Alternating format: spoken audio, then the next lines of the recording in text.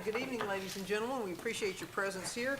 This is the recess meeting for Tuesday, August the 20th, 2024. This will be our last meeting in August. I call the meeting to order. We'll first stand for the Pledge of Allegiance, followed by invocation by Alderman Sistrunk, and then a moment of silence.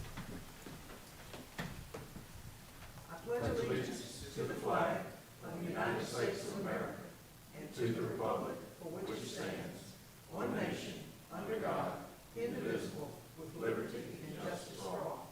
Alderman Sistrunk, if you would, please, ma'am. Thank you. Loving God, thank you for the opportunity to come together tonight to conduct the city's business. Grant us quiet hearts and clear minds to filter out the unnecessary noise so that we can discern your wisdom and guidance. Amen.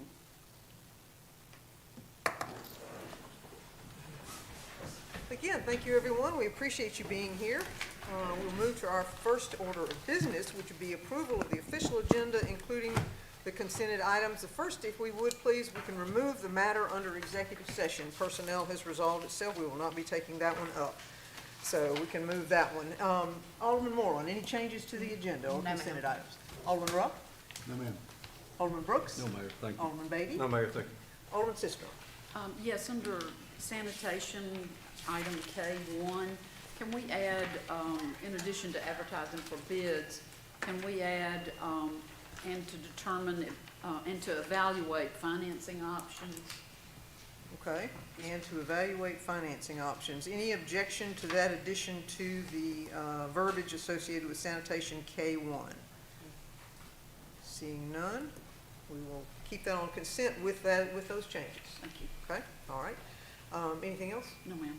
Vice Mayor? No, Mayor, thank you. Alderman Vaughn? Yes, ma'am. What we may have to evaluate finance To options. figure out if we're gonna borrow from a bank, borrow from the general fund, do a lease purchase, we just need to figure out the best way to go about paying for this truck we're advertising for. Anything further? All right, okay.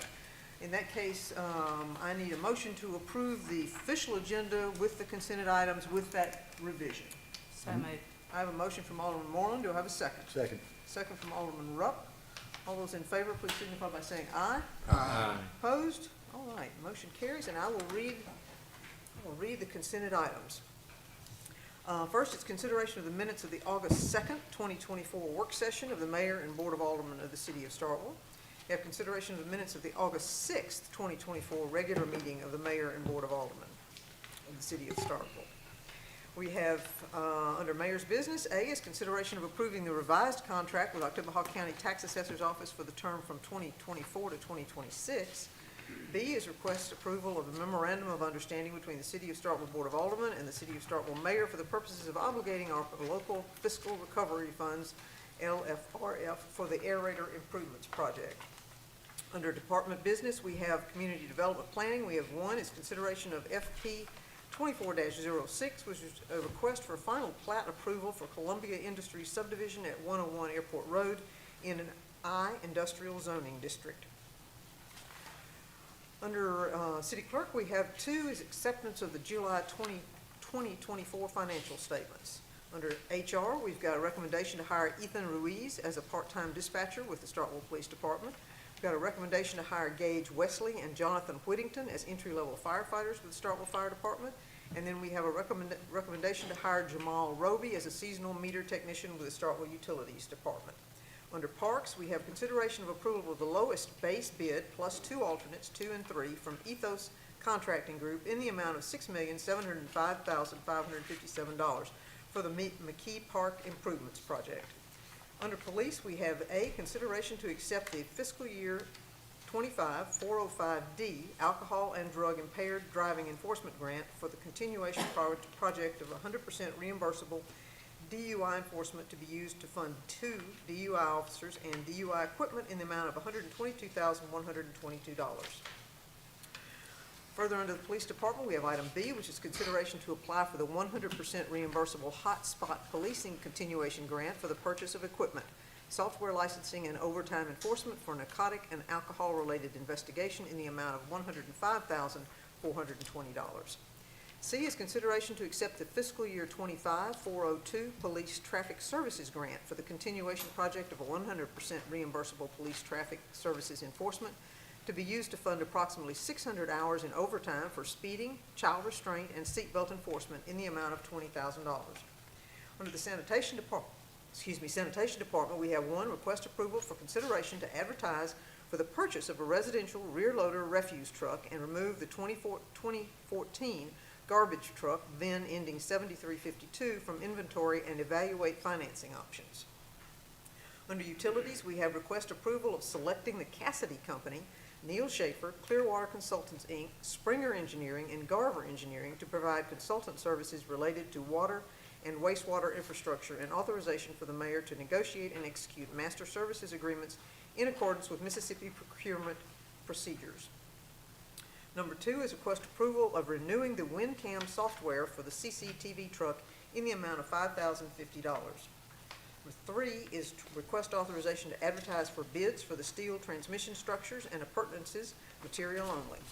4 is request approval of accepting the low quotes from Williams Equipment and Turner Farms and Trailer for replacement of a mini excavator and trailer respectively that were totaled in a vehicle accident for a total of $45,234. And that concludes our consent agenda items. Thank you, Mayor. Happy to do that. Then we move to comments, and so under Mayor's comments, I'd like to welcome the students back to town. I'm always excited for us to have the fall semester get going because that means football and students and activity and fun. So I am glad to welcome them back to town. And then I have the great pleasure of introducing new employees. So I will start with firefighters. We have 2 firefighters. Chief, do you have your 2 firefighters? There we go. All right. We'll start with Brian Flaherty. Raise your hand. Which one's Brian? Hello, Brian. Brian is originally from Brandon, Mississippi. Prior to joining City of Starkville Fire Department, Brandon worked as a server at Little Dewey's here in Starkville. Absolutely. He is a military veteran with 8 years of service in the United States Army Reserves, last ranked as an E5 sergeant. Brian is married to Shelby Flaherty, and they have 1 dog. In his spare time, he enjoys bass fishing and scuba diving. And thank you for your service. Welcome to Starkville. Absolutely, thank you. And then Starkville Fire Department firefighter Billy Mays. Mr. Mays was raised on the Eglin Air Force Base in Florida. His parents were in the military, which led them to move to different cities, but eventually settling in D'Iberville. Billy graduated from Biloxi High School in 2020 and plans to attend Mississippi State this fall with a major in agricultural engineering and a focus in land surveying and management. Prior to joining the City of Starkville Fire Department, Billy worked at Tice Engineering as a land surveying assistant and for the Army National Guard as a technical engineer. And in his spare time, he enjoys fishing, camping, and attending Starkville First Baptist Church. Welcome to you both. Thank you for coming and joining the team. Yes, ma'am. Thank you. All right, and next we have 2 of our police officers. So first we have Skylar Davis, and I'm going to wing this because he actually wasn't on my list, but since he came all dressed in uniform, I want to make sure that we include him this evening. Skylar is a transfer from the Sheriff's Department. And his father was a Capitol police officer, and he grew up in Texas and attended Holmes Community College. What are your hobbies, Skylar? You don't have any hobbies? Shooting. How about that? Yes, ma'am. Okay, well, that'll work. We'll take it. Well, welcome. We appreciate you being with us. Thank you, ma'am. And next we have Angelo Miglori. He is originally from Winona, Mississippi. He graduated from Mississippi State University with a degree in neuromechanics. Prior to joining the City of Starkville's Police Department, Angelo worked as a certified police officer at Mississippi State University's Police Department. In his spare time, he enjoys competitive shooting and work-related training. Welcome. Glad to have you. Thank you. And last but not least, we have John Ricks. He is our Starkville Utilities wastewater operator. John is originally from West Point, Mississippi. He graduated from East Mississippi Community College with a degree in electrical technologies. Prior to joining the City of Starkville's wastewater department, John worked as a maintenance technician at Yokohama Tire Corporation. John is married to Stacy Ricks, and they have a son, John Austin Ricks. In his spare time, he enjoys hunting, fishing, cooking, and watching sports. And that is a very nice thing to have you on board. That infrastructure is something we've been talking about for several days. So Thank you. welcome to Starkville. All right. And that concludes our introductions, and I believe that concludes my remarks. So, Alderman Moreland, anything you'd like to share? No, ma'am. All right. Alderman Rupp? No, ma'am. Alderman Brooks, you want to share a little bit of how the Sturgis Bike Rally went? I do, and even before that, I did want to mention that I got a chance to go by the Needmore Center this past week, the Gillespie Street Center, and it appears that they're about 3 weeks from being complete, maybe, with everything they got to do, plus extending the sidewalk. And as I understand, they're going to extend the sidewalk over to Spring Street, which will tie in good with our Spring Street master plan. And you can tell that there was a lot of thought and effort went into this, and there's some neat features such as the mural on the side and the stamped concrete that really sets it off. And I mean, I know that the Nebo residents will be extremely proud, all the citizens of Ward 4 as well as the city. It'll be something we can be proud of for years to come. And I talked to the mayor, we'll have a ribbon cutting maybe mid-September or so. Yeah, so, anyway, so I'm excited about that. And I do want to share just a little bit about the Sturgis Rally. We had a great turnout. Hadn't seen the final numbers, maybe 6,000 to 8,000 attendees is what they were saying. There were over 125 bikes came down Main Street. I don't know if any of you were able to see that, but they came here, went down and turned at the camp house, and everything went good. We had some rain Friday, but Saturday was a hot but very nice day for that. Alderman Rupp and his band played for us Saturday night. They did a great job. But one thing I do want to call out is, give kind of a good shout out to, but the city helped with the garbage. You know, the town of Sturgis is unable to do that with 6,000 people. You can imagine all the garbage that gets that accumulates there, and the city was able to help with that. And Mr. Smiley and his team, I want to congratulate you. You guys did a great job and took care of that. And I'm proud that we're able to do that as a city to help. And I think I could speak for the rally committee and saying thank you to you, Mr. Smiley, and us, the city, for being able to do that. That's it, Mayor. Thank you. Glad it was a good event. It was a very good event. Good, good. Alderman Beatty. No, Mayor, thank you. Alderman Sistrum. No, ma'am, thank you. Vice Mayor. No, Mayor, thank you. Alderman Vaughn. No, ma'am, thank you. All right, thank you very much. We'll move now to citizens' comments. This is an opportunity for anyone who wishes to speak to the board. You can bring complaints, concerns, compliments. We're delighted to listen to your 3 minutes of whatever you want to say to us. Good evening.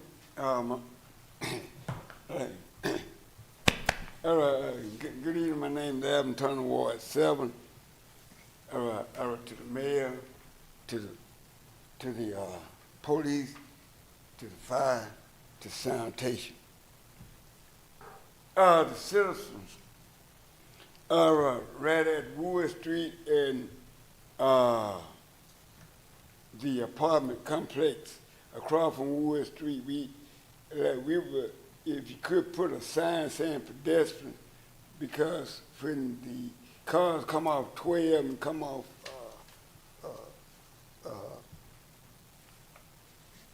the pad railroad track, some of them slow down, some of them won't. But we don't want to get hit with the people that we got inside of the city now. Also, as you turn off Wood Street as you turn off Louisville Street to Wood Street, we got a little greenery right there before you get to the opening. And a lot of things can happen when you got a dark spot with no light. A lot of things can happen.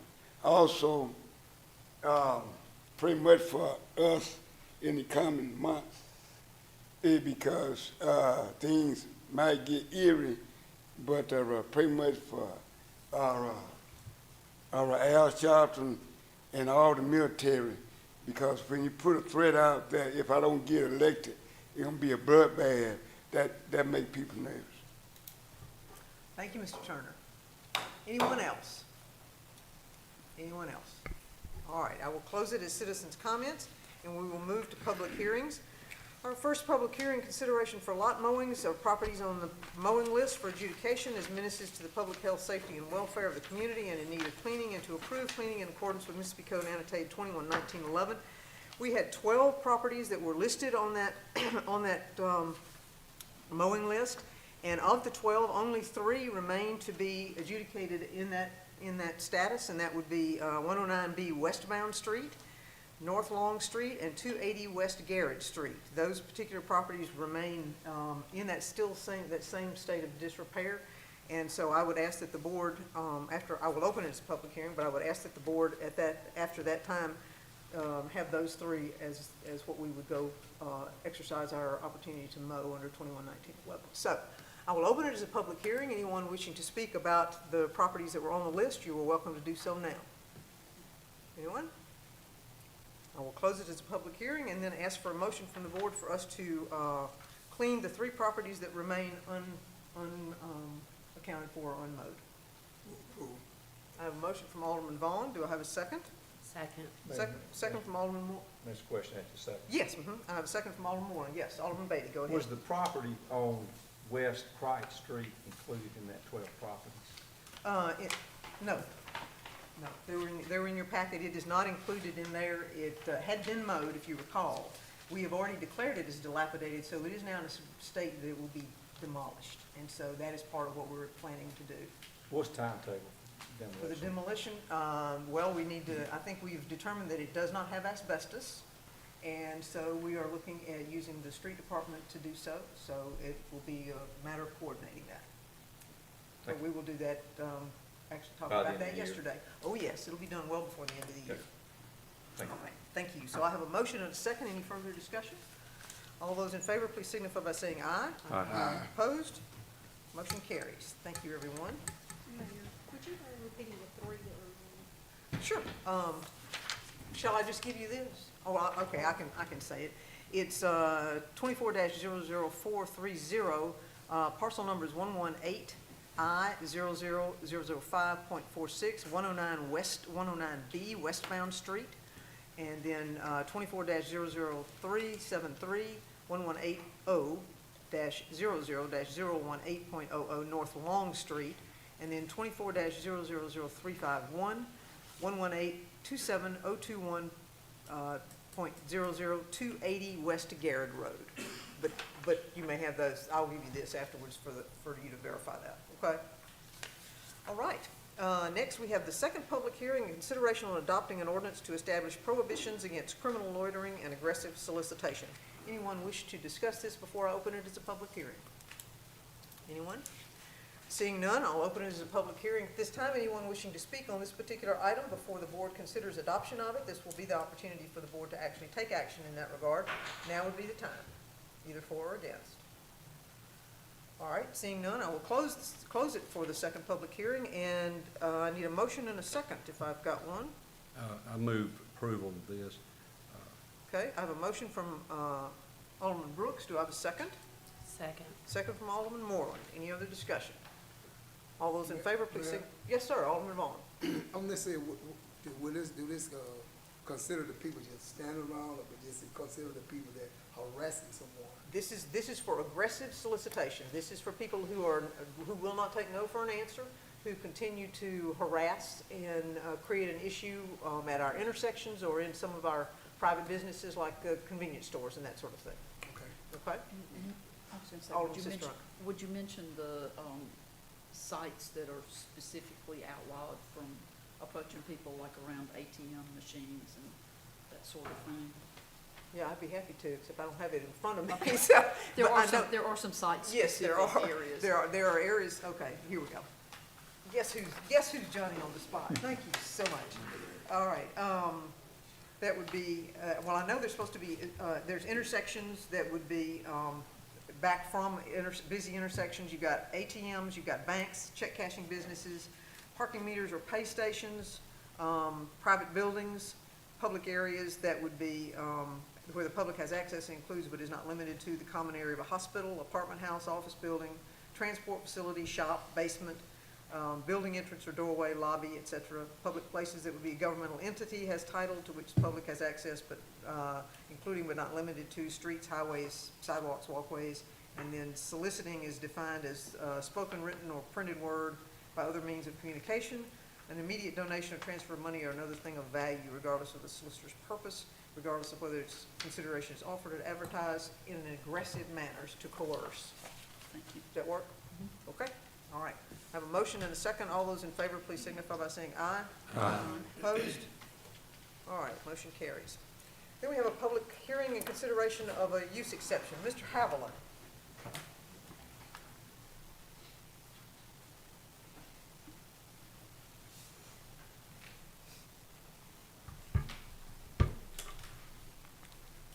Good evening. The first one we have is UE 24-02. This is a request by Starkville, Octavia County Consolidated Schools to allow for the placement of manufactured classroom at Starkville High School located at 603 Yellow Jacket in the SE zoning district.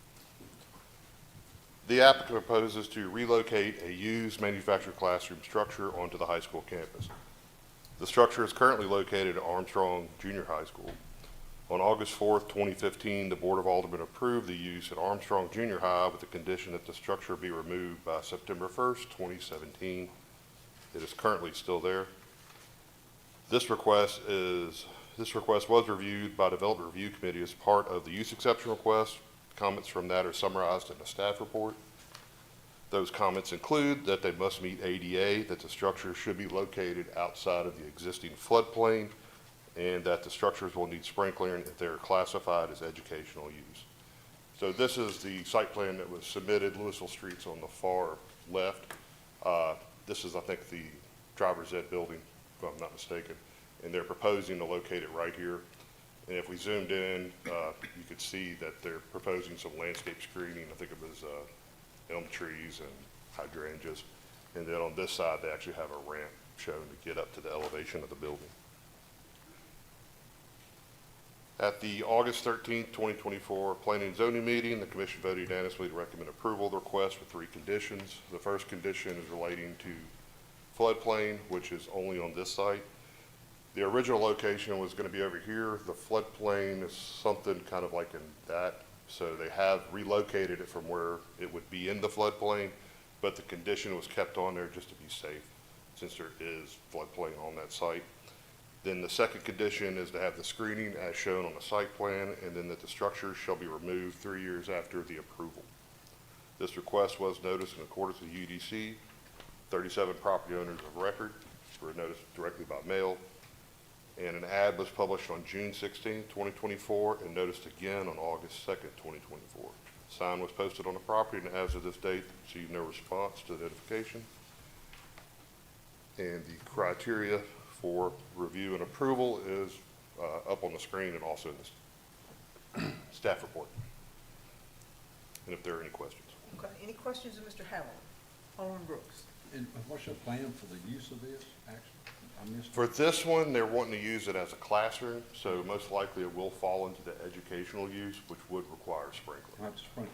They would, all of them require ADA access, but this one would definitely most likely require sprinkler. I was on plan zone when we approved that. I can't remember how big this facility, this building is. It's like a double wide. I don't know the exact dimensions, but it's fairly big. It's like a large job site trailer. Right. So it doesn't actually meet the 5,000 square foot sprinkler, but it meets the education. It's because of, if children are in there for an educational use, that triggers the requirement. I don't think there's an actual number of people or square footage, but that triggers it. In 3 years, is what we're saying? 3 years, yes. Last year was 18 months, or last time it was 18 months. This time, P&Z recommended 3 years. Thank you, sir. Anyone else have any questions of Mr. Haviland? All right, is the applicant here?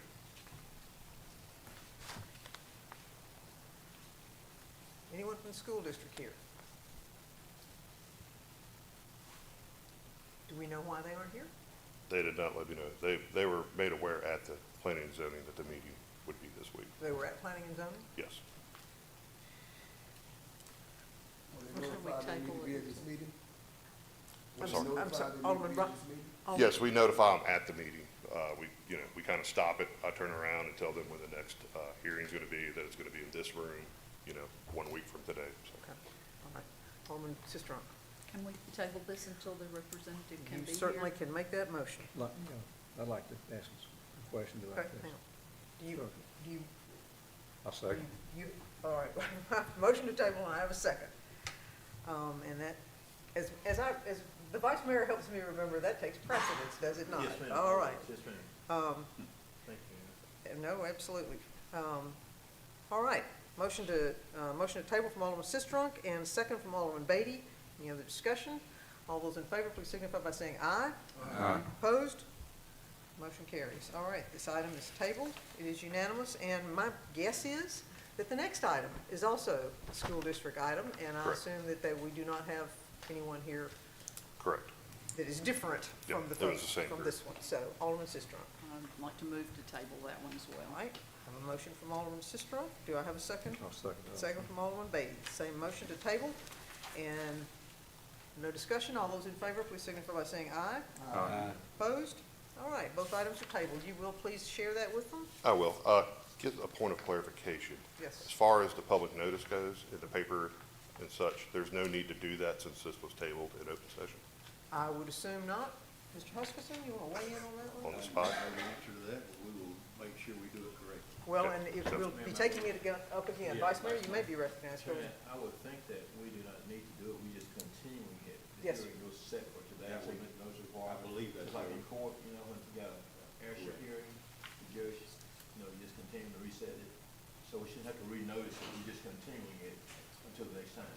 I believe that will be You- correct, but I won't confirm. But That's fine, yes, sure. I believe that will be correct, yes. Thank you. All right. Look, Thank you so much. So tabling something is just continuation, so you just put it off and All right. The next item we have on the agenda is the first public hearing on the tax millage and budget for the city of Starkville for fiscal year 2024 and 2025. We did have this discussion in the work session. Thank you, Alderman Vaughn. We did have this discussion in the work session, and Alderman Sistrunk, you wanted to Yes, highlight something? all I wanted to do was to say that the city clerk and our financial officer have gone back and made changes consistent with what we talked about at the work session. The budget is still balanced, and there is no proposed tax increase. Okay, all right, thank you. You need to, Alderman Beatty. Sistrunk, within that budget, I know we had some discussion Friday about moving some monies around. Tell me if, part of that is $60,000 that would come from the fire department budget. We talked about, and we agreed that we would reduce the amount that we budgeted for the SAFER grant unreimbursed expenses from 60 down to 30.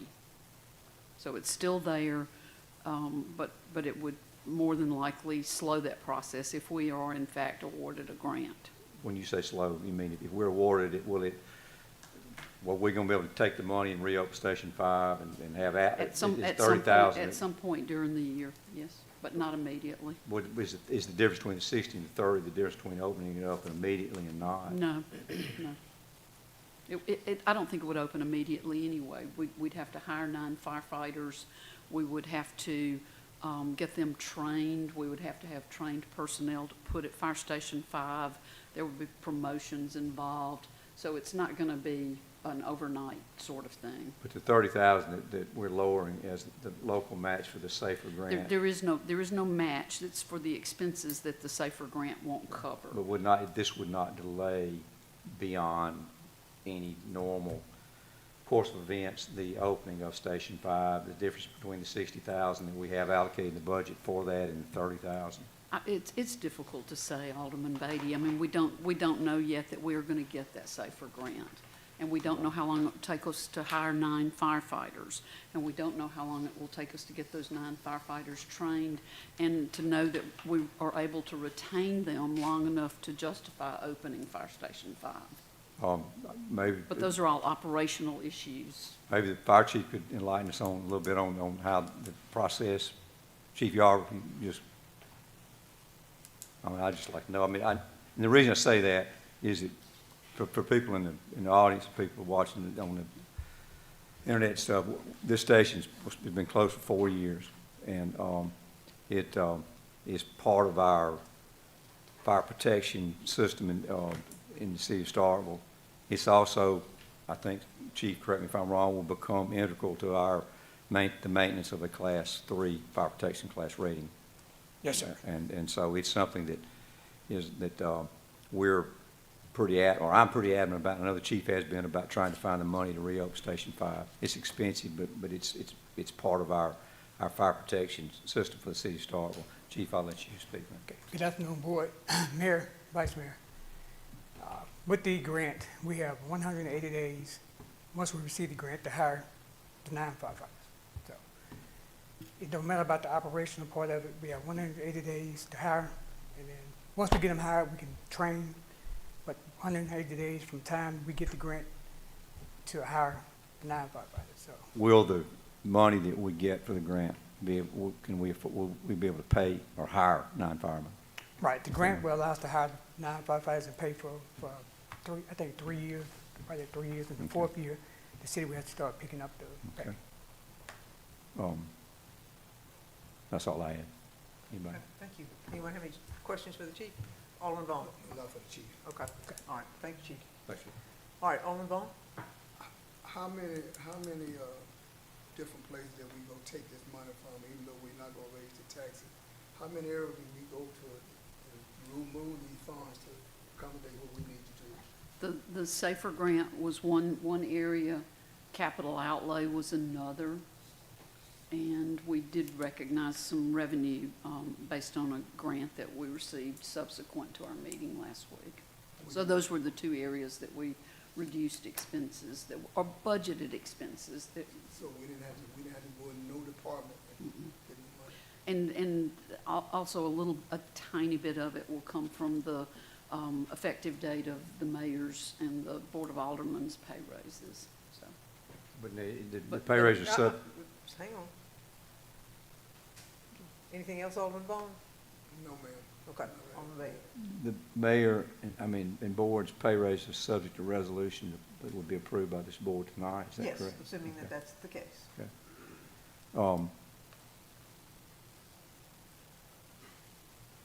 Okay, now this money, how much money are we moving around to?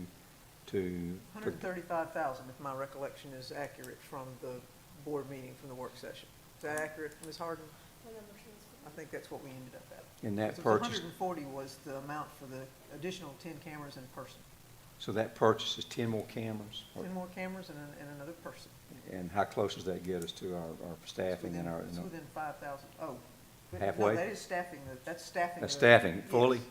Yes. And then, but what about the camera? Well, that's, for this next year, that's half of the, Cameras. chief has identified 40 locations. That's half of it for next year, and that's as much as we could manufacture and hang anyway. I mean, that was kind of the reason that number was significant, is because 20 was the most that Mr. Clements believed that we could get manufactured and then in place on a per-year basis. So 20 this coming year and 20 the following year. I'll yield to someone else. Okay, thank you. Anyone else? Anyone else? Okay. Let me open it as a public hearing. Anyone wishing to speak to the adoption of the tax millage and the budget for the city of Starkville? This is our first public hearing. You're welcome to do so. Now would be the time. Now would be the time.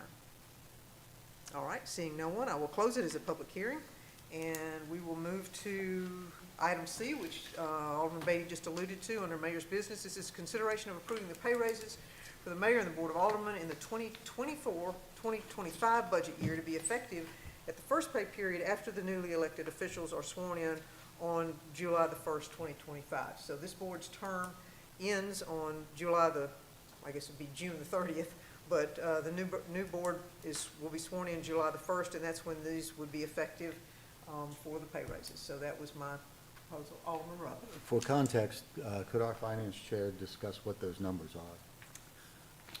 It's, I can there we go. I can give you a rough number. For each of the aldermen, the total amount of the increase and the related benefits was about $400. And so by delaying that, 7 times 300 would be $2,100 that we saved by delaying that. The mayor's pay increase and related benefits was going to be a little over $4,000. Five? It's $3,338. Oh, okay, a little over $3,000. And so delaying that gets us another couple of $1,000. So we're talking about less than $5,000 in delayed expenses. This was not big money, it was a principle thing from my standpoint. We had already given ourselves a raise during this term, and so I felt it was appropriate to save the next one for the next board. Yeah, I appreciate that, and I just wanted to give some context of Sure. what that number. Not looked big like. numbers, but numbers. And I agree with you 100%. Okay, all right. Well, in that case, I do need a motion. Alderman Vaughn, if you want to. My concern is Yes. still, why do we make it a different line item, just to highlight that? I just wonder why we didn't leave it with the rest of the agenda. Why did we make like I asked you the other day, why did we make a? And that's on me, because I believe that as elected officials, we have a higher obligation to notice what we do to the public, because the employees are a large group, and they get raises pretty regularly, actually. We've been trying to keep them on an annual basis. We've been looking, from a salary study, we've been looking at providing raises. But the board has done so differently for Board of Aldermen and the mayor, and I believe that it's one of those things that the public should be made aware of separately than just putting it in the budget as a large group of employee raises. And that's what it ends up looking like when you say you've increased salaries. So I just want that to be something that the public is aware of, is what your elected officials are being compensated. Okay, all right. Mayor? Yes, sir. Alderman Beatty. Exactly how much are we compensating? Is it 22? One second. Let me do some math here. It was, at one time it was 20 even, I think it went to 21. and then it went to 21 something, so, Give me just a second. I didn't bring those numbers with me. and at one time the mayor was 95, I believe, so this raise would take it to, what, 98, something like that.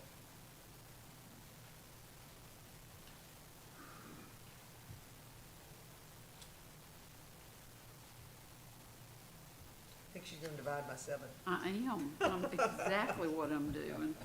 Well, and I'll say that, I mean, I don't, 21,617. 21,617. And the mayor's is a standalone, so you The can mayor's look at is, that one the real mayor's quickly. is 93,830. And this increase is for just good measure, or is this inflation? What are we? This is part of the salary survey. Mr. Ashford, we're calling you to the front, please, sir. This is part of your salary survey. Would you like to share that with the board? Oh, I'm glad to see You you're should be paying paying attention.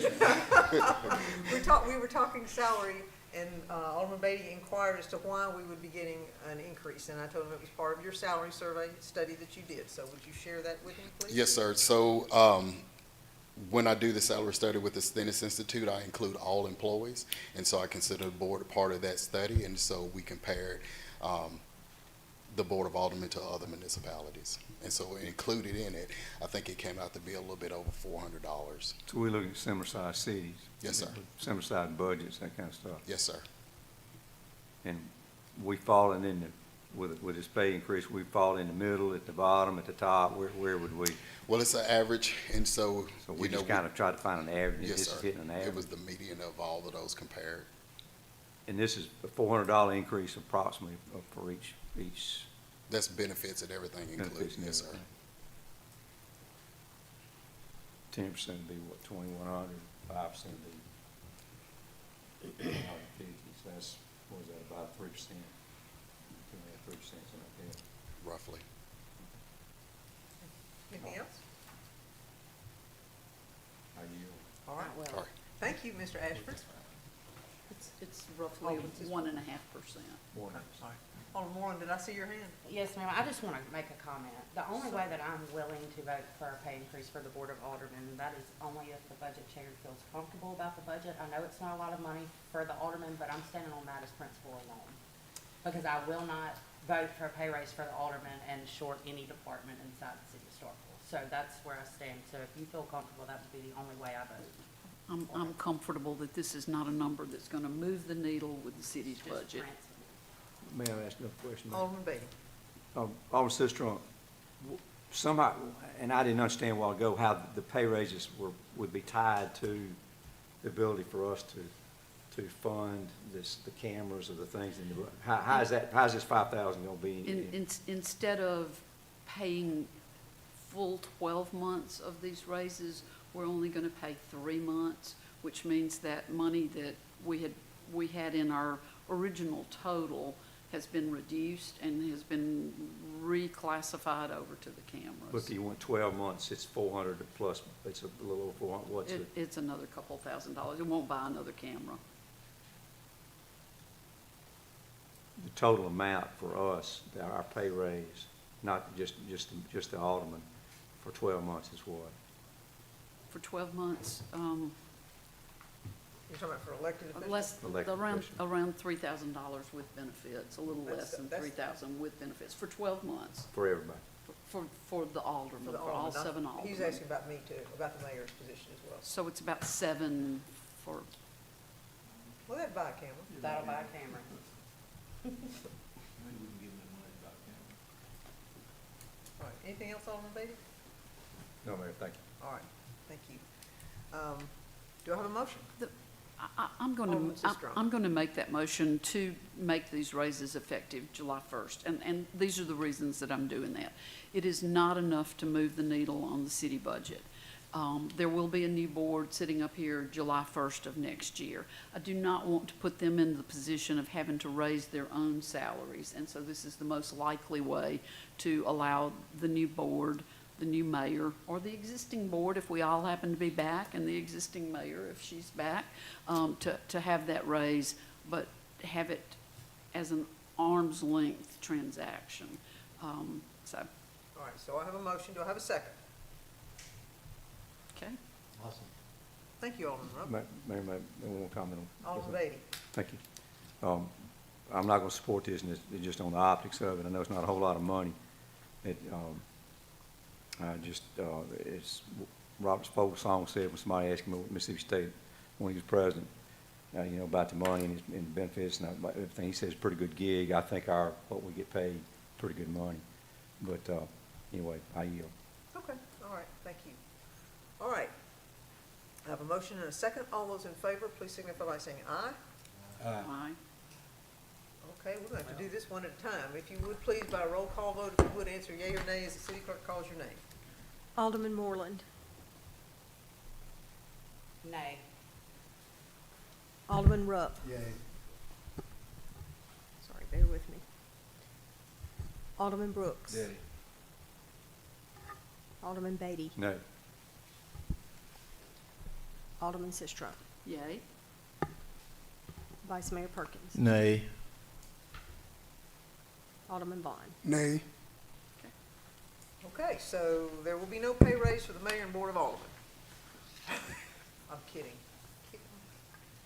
This is consideration of approving the pay raise effective that date. So what are we doing? We've got no pay raises, right? That's my understanding. Okay.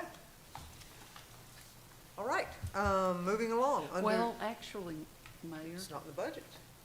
The motion that I wrote was pay raises to be effective July 1st, So, so that failed. yes. So does that doesn't leave pay raises, does it? Because you took it out of the budget? But we haven't adopted the budget yet, but we do have a balanced budget. So does the board have a pleasure of what it would like to do? Is there support for pay raises? Somebody want to make a motion of some kind as it relates to?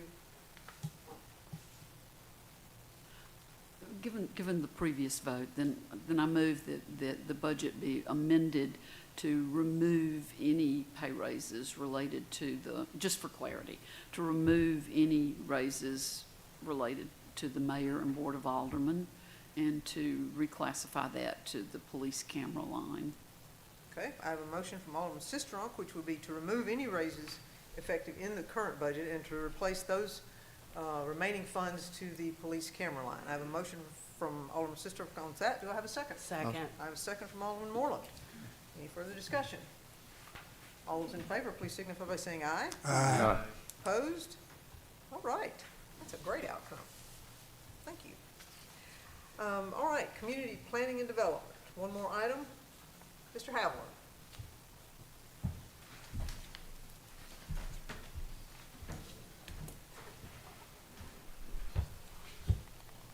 Yes.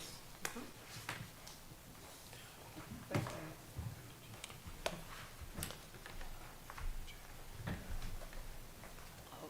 Thank you, sir. Thank you.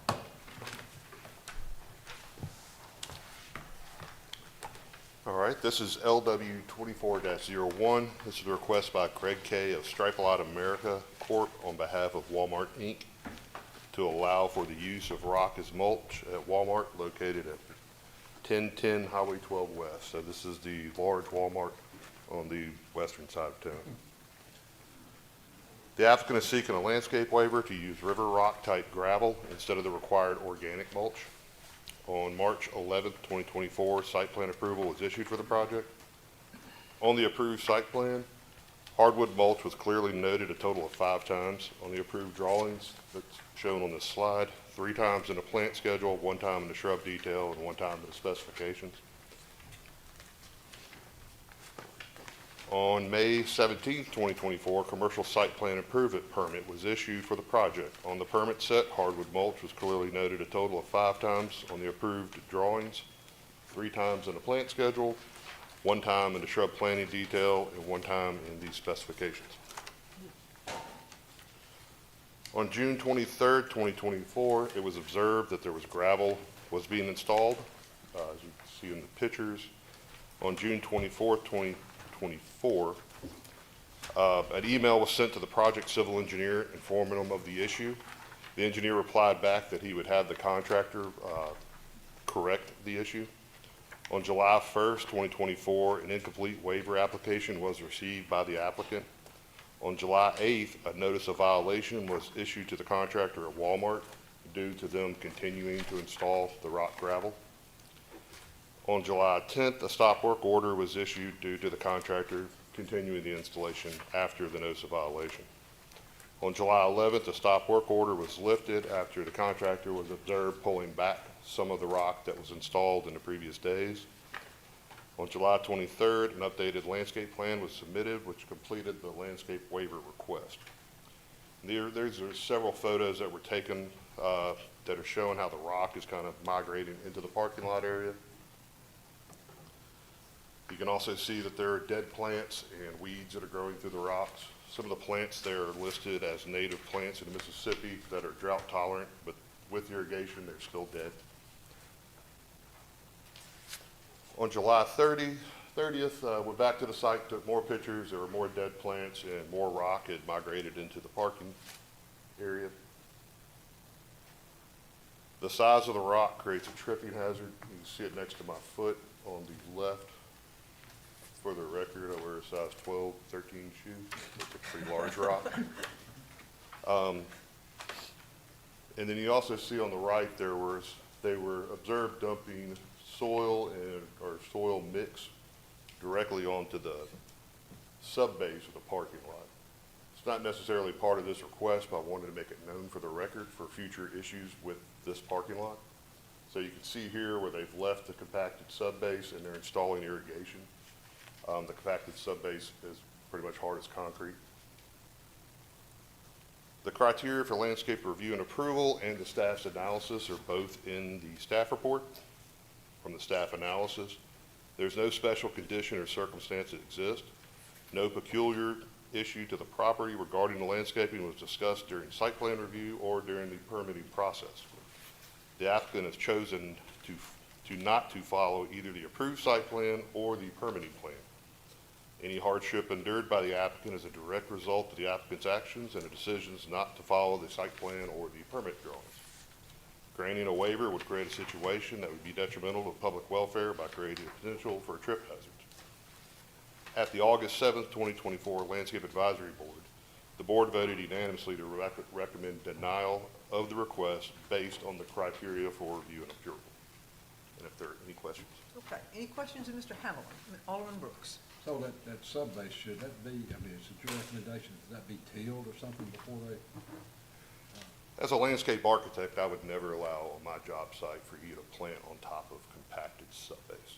You're reducing the availability of minerals in your soil. Water can't flow through it. You're just creating an issue. Yeah. And other Walmarts that are in the area that have rock, that they've done the same thing, you can tell that everything's done.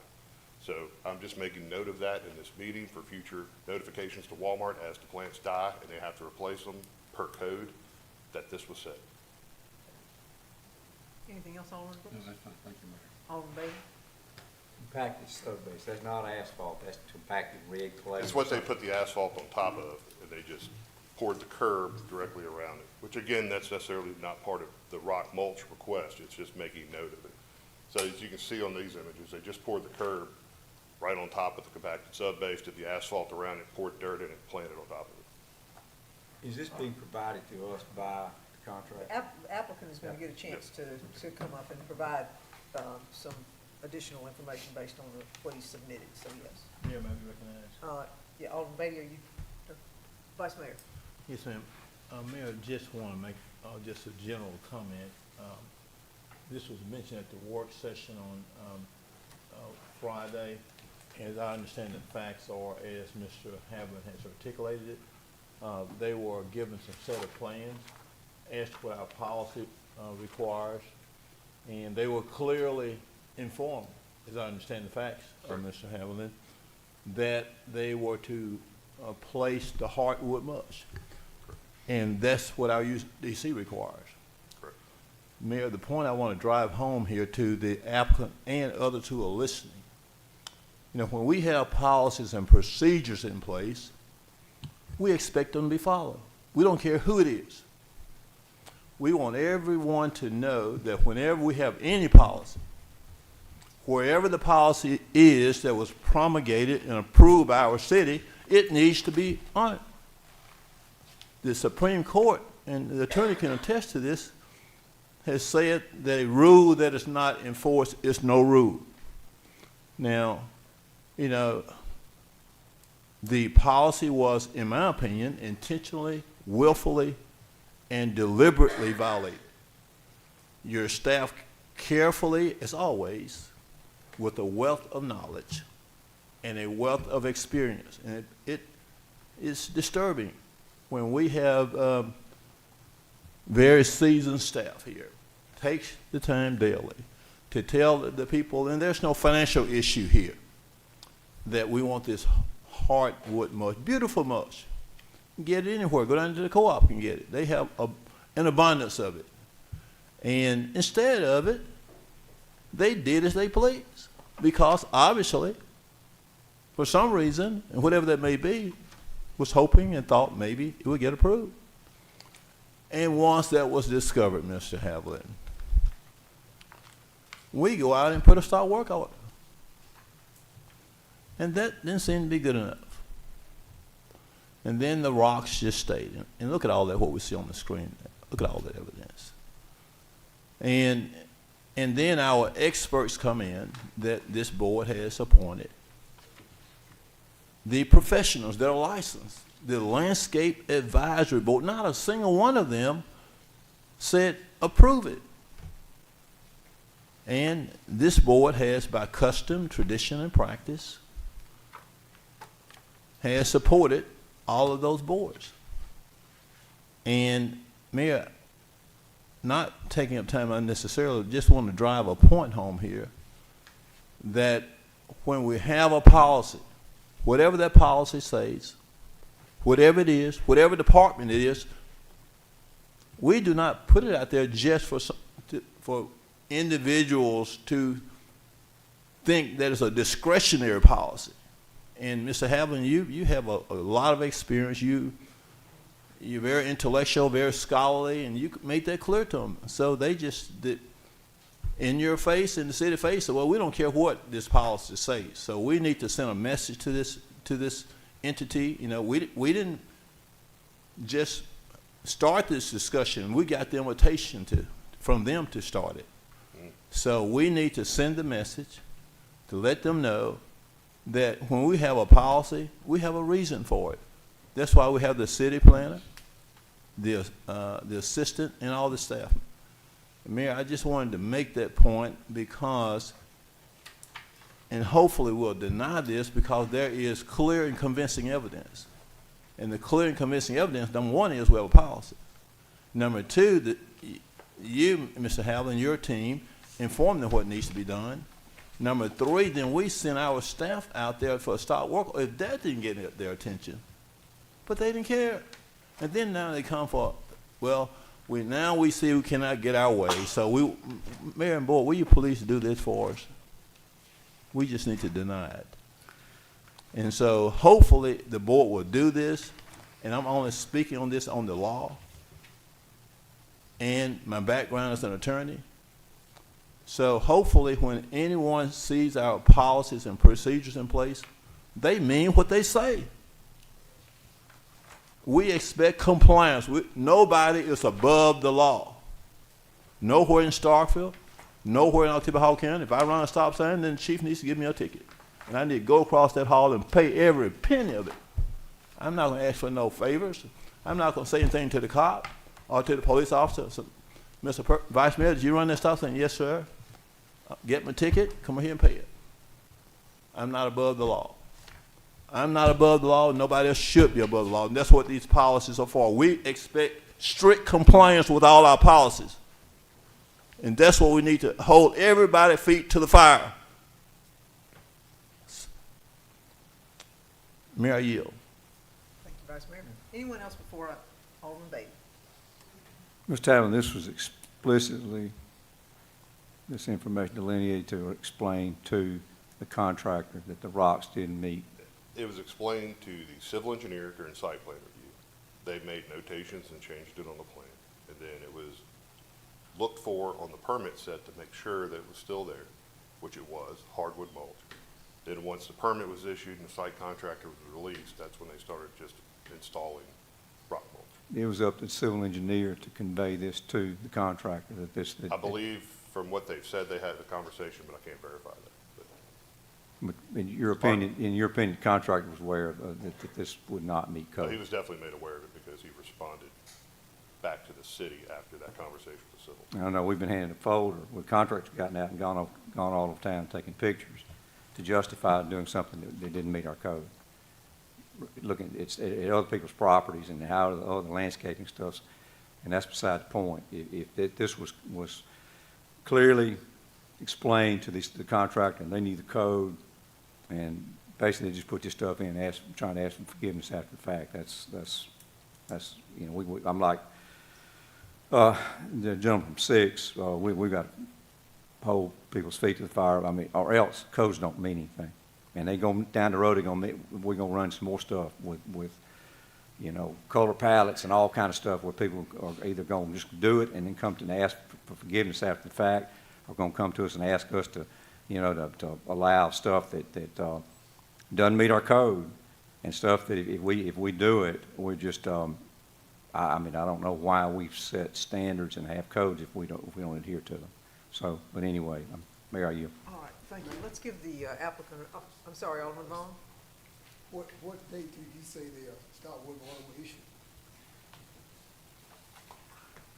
First, they received a notice of violation, which would have been on July 8th, and they continued to lay the rock down, so the stop work order was issued on July 10th. And the completion date with the project, when was it? Well, it's still not complete because they haven't finished the landscaping, so. Thank you. Okay. Anything? Allow me to open it to the point where the applicant has the opportunity to make their presentation. So, someone here from Walmart who wishes to come make a presentation?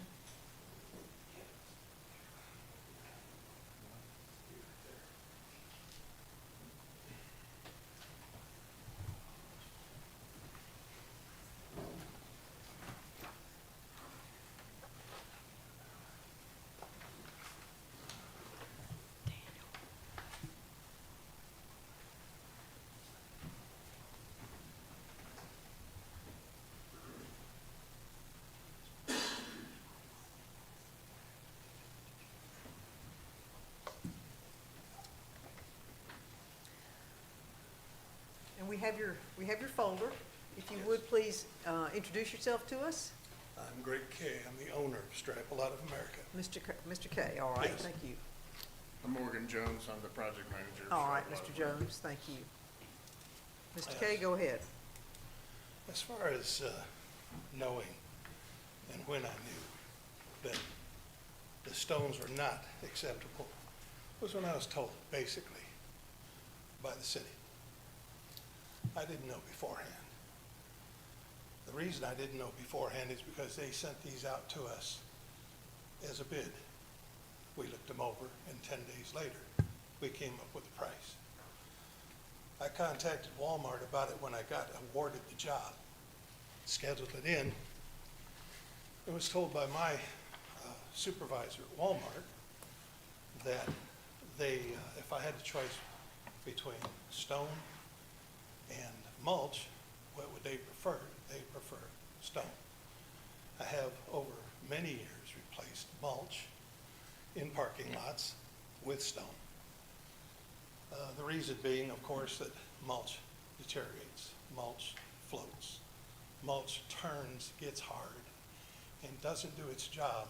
It might look good for a minute, but it can also become a trip hazard because you've seen mulch, large mulch, not this little bitty stuff that won't stop anybody. When I was notified that mulch was the only possibility, I came and I put together a variance proposal. It took me a few minutes because the engineer, of course, had to put new drawings together. But I did this all in a timely manner once I realized or was told that mulch was the code in the city. And to be clear, when the stop work permit was issued, we did not install any more rock afterward. No, we pulled it all back out and did most of it anyway. And the reason that I considered stones, 2 to 3 reasons. Stone stays much longer. It stays the same color. It does not wash away, doesn't. It doesn't do anything that what you're seeing out there that was from the installation, cars running it over and dragging it back over the curb. We've lowered all of that. We've picked all that up. Walmart has someone on site constantly that cleans and picks up everything. So as far as a trip hazard, unless somebody's picking it up and throwing it, there's no trip hazards. And going forward, I mean, it's ignorance. The contiguous China, whatever that is, the buffet, whatever next to the Express, Panda Express, has all of this stone. So I assumed wrongly that because it was in that store, that it was an acceptable method of cover. As we looked around the city, we found more and more of these same stone in many places. We also found many, many places that mulch was used, washed away, rotted, and or just gone bad with weeds and such growing. And I said, you know, that's an argument. That's what a variance is about. It's not the law. It's a variance to the law. I have, in my period of time as a contractor, been approved variances for different reasons on everything. I've changed properties from an agriculture property to a business property. Just go through the steps, make it happen, make everybody happy. I understand that there is a lot of these in the city that are stone. I understand that they become police issues and that they are being investigated. This law has been on the books for 10 years that I know of for mulch only, and this has continued to go on for how long? I don't know that answer. And what has happened, what is the result of the citations and the investigations afterwards? I don't know. It's none of my business. My business is to do the job, do it the best way.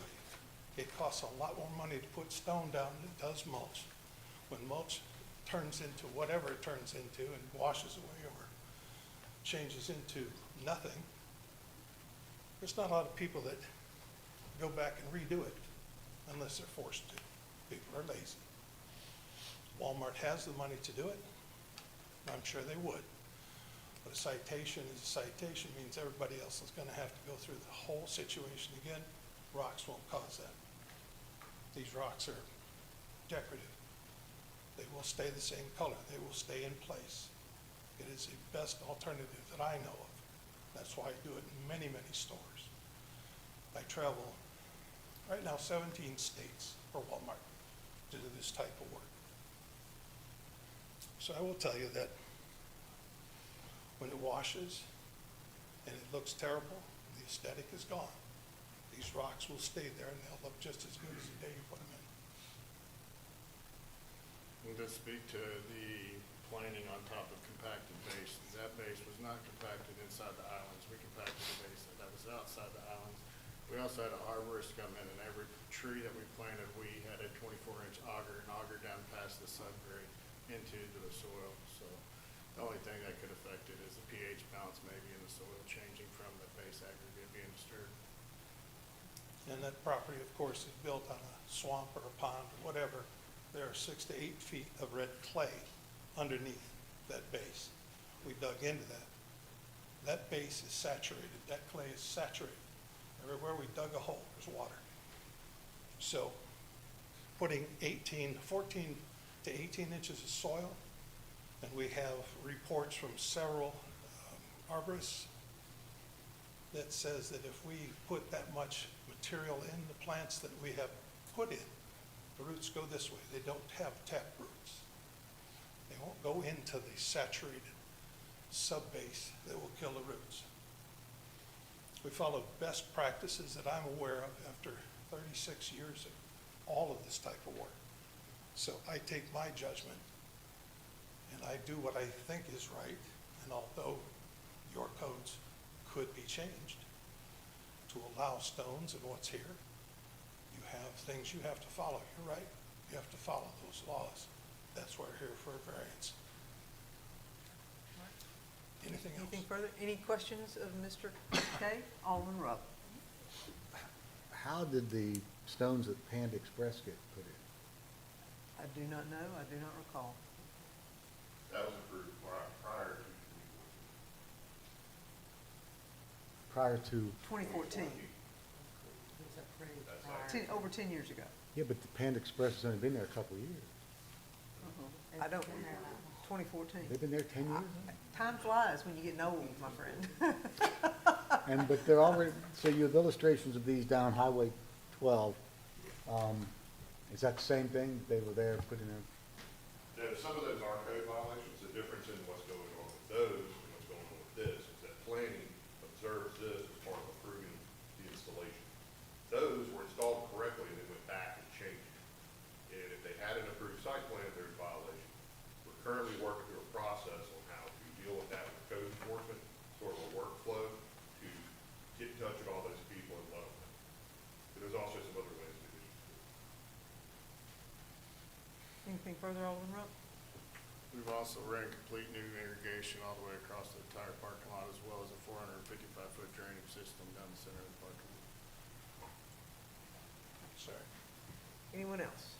Oh, Alderman Bailey. I mean, ultimately, isn't the rock for just, it's, for lack of that, it cuts down the cost of maintenance once it's installed. Yeah. Because if you put sod out here, I mean, we can argue, or have discussion of which is the best looking, landscaping out there. Sod's gotta be mowed and maintained, correct? And Walmart probably doing this for maintenance costs going forward, right? Yes. And that's probably what most people do when they put rock out on Correct. the shopping center or their business or whatever like that, right? Yes. All right. Anyone else have any questions of the applicant? All right, thank you so much, gentlemen. We appreciate your, Thank you. making a thorough presentation with that. All right, yes, if you don't mind. All right, any discussion, well, do I have a motion from the board? And the motion is to approve the variance? That's what, the motion is whatever you would like it to be. Okay, I didn't know, I thought somebody had made it. No, I have not, I don't have if I did, I missed it. I haven't written it down. Do I have a motion from anyone regarding this request for a landscape waiver? Well, we gotta do something, or just, if we don't do anything, it falls back on the board that denied it. It will be mulch, and they'll need to make that, they are right now in limbo. So if we don't do it, then we would presume that they would need to go to mulch, or else it will not be getting a final approval. I'll make a motion that we concur with the architect, the landscape board. waiver. Yes. Okay, landscape, so to deny the landscape waiver, is that correct? Correct. All right, I have a motion from Alderman Beatty. Do I have a second? I have a second from Alderman Moreland. Any other discussion? All those in, I want to add one thing. Alderman Brooks.